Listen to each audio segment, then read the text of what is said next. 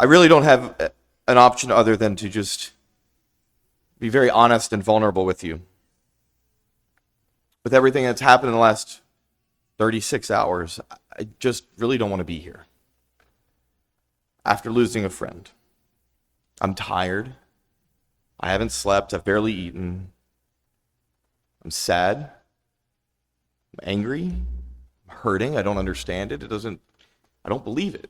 I don't believe that it happened.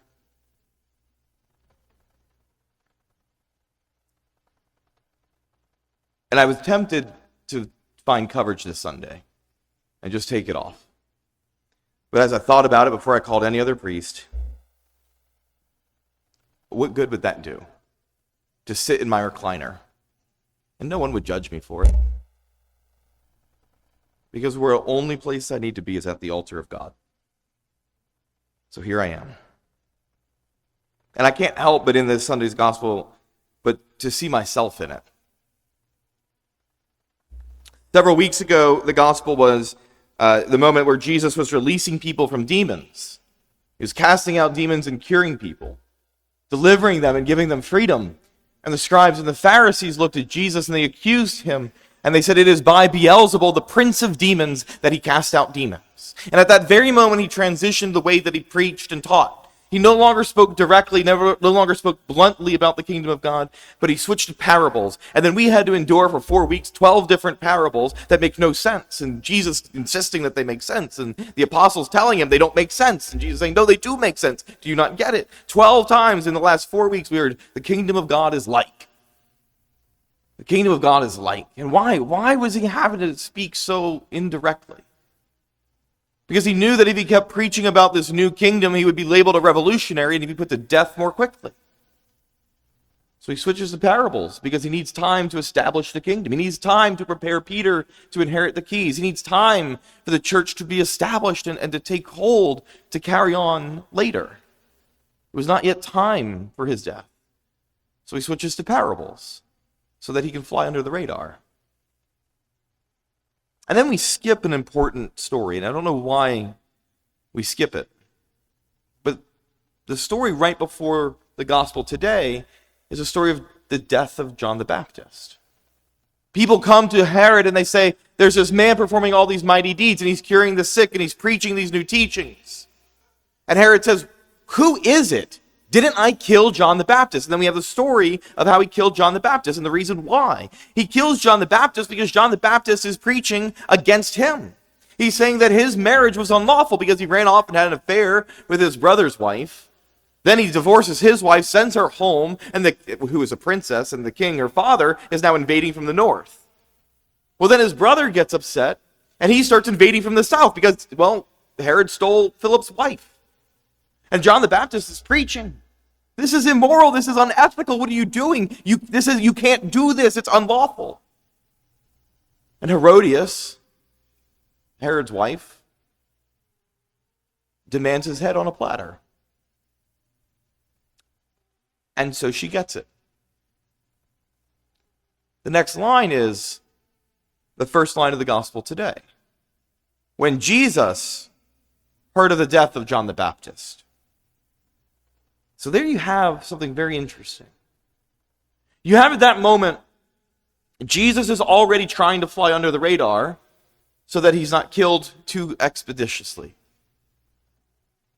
You have John the Baptist being killed, his cousin, by the way, the son of Elizabeth. John the Baptist is killed for doing just what Jesus was doing, preaching against the status quo, preaching against the social structures of the day. He's killed. And he's killed, and in the story that we hear of John the Baptist being killed, we have Herod saying, who is this Jesus? Didn't I kill John? So now Jesus is on Herod's radar. So Jesus says, okay, I'm going to get in the boat. I'm going to go away to a deserted place to grieve losing my cousin, and to recollect myself about what's going on politically. I'm going to go alone to pray. And as soon as he gets off the boat, he's greeted by a vast crowd, and Matthew numbers that crowd. He says it's 5,000 men. not counting women and children. Well, if there's 5,000 men, there's at least 5,000 women, so you have 10,000 people. And if there's 5,000 men, 5,000 women, normally you can just multiply it by 2.1 and then you get how many children. But we're not talking about modern America, we're talking about ancient Israel. So I would say you have to multiply at least by 4 to get the number of children. So I would argue there's most likely somewhere in the neighborhood of 30,000 people standing on the shores when Jesus disembarks. Can you imagine losing someone so intimate and going to grieve and be alone, and you're greeted in the place of recollection with 30,000 people waiting for you? Jesus goes to grieve, and there's no time for grief because there is time for ministry. There's time to heal the sick and feed the hungry. There's time to teach the ignorant and call the sinner to conversion. He has no time for that grief. But then his disciples intercede much like Mary at the wedding feast at Cana.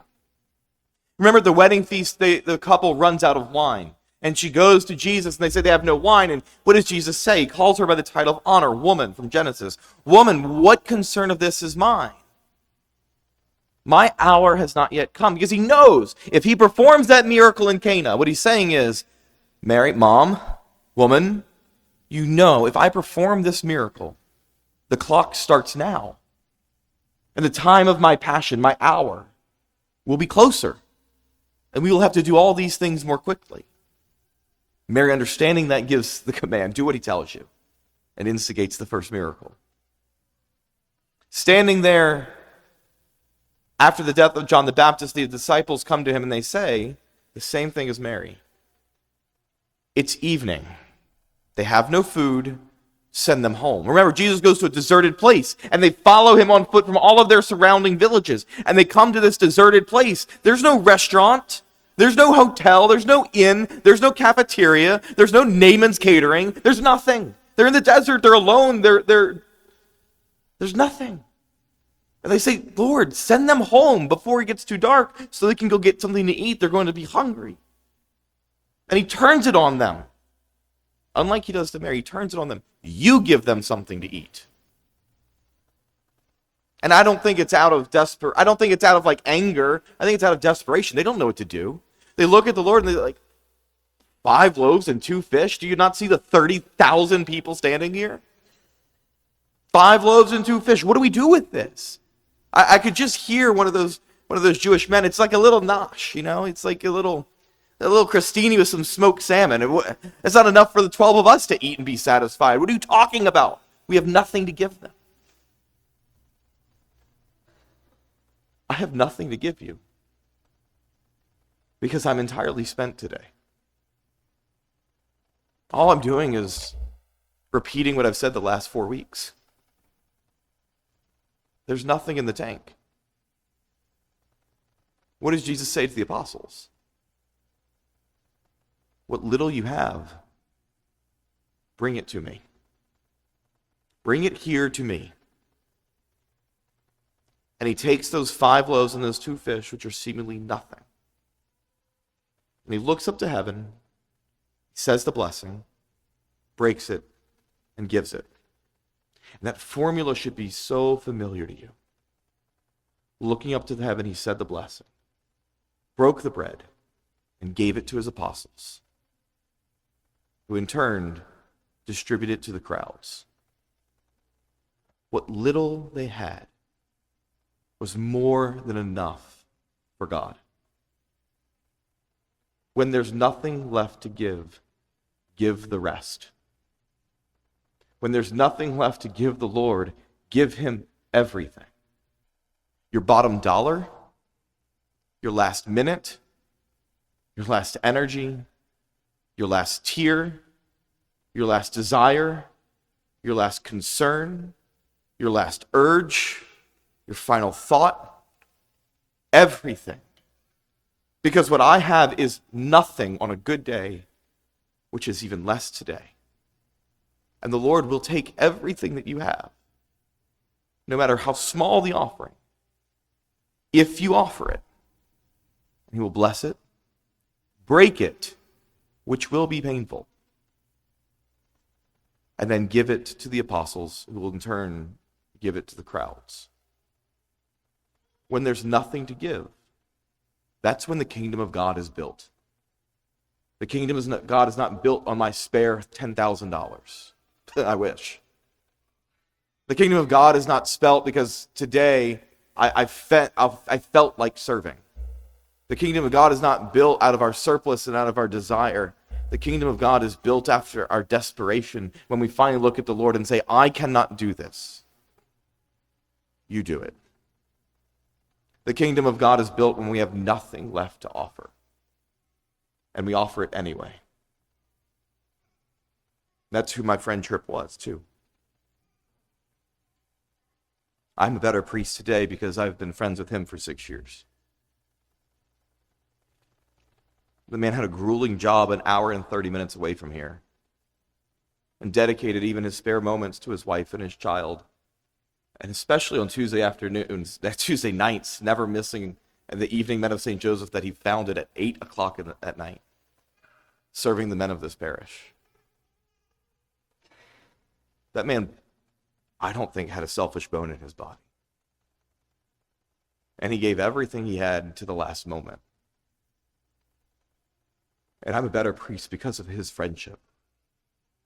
And this is a better parish because he was here. And he still is. So now it's our turn to pour out the last dreg that we have, to give it to the Lord so that he may bless it, break it, and distribute it to the crowds. When that empty chalice sits on the altar, please don't be upset that I'm not using all four. But lift his soul up to the Father in that chalice. It's our turn to pray for him. Do not hold anything back ever in your life, but give everything to the Lord.